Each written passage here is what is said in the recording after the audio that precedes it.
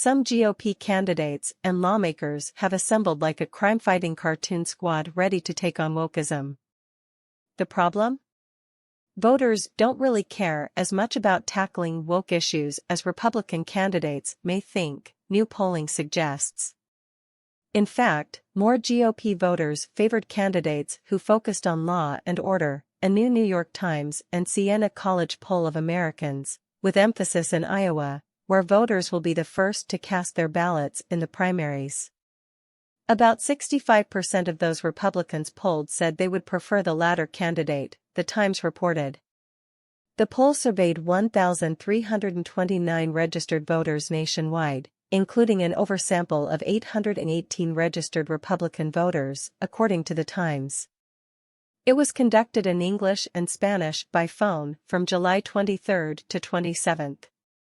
Less than a quarter of Republican voters polled said they would prioritize choosing a candidate who focuses on defeating radical woke ideology in our schools, media, and culture over one who focuses on restoring law and order in our streets and at the border.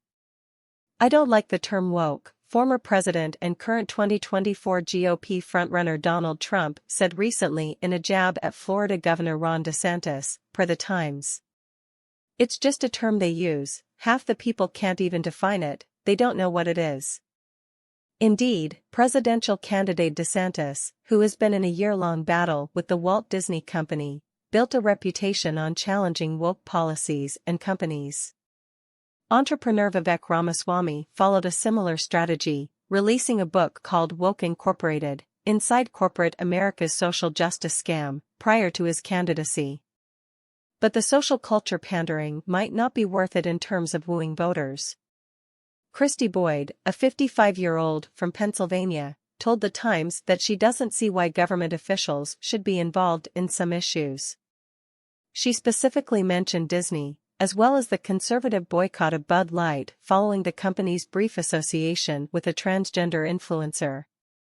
If you don't like what Bud Light did, don't buy it, Boyd told the Times. If you don't like what Disney is doing, don't go. That's not the government's responsibility.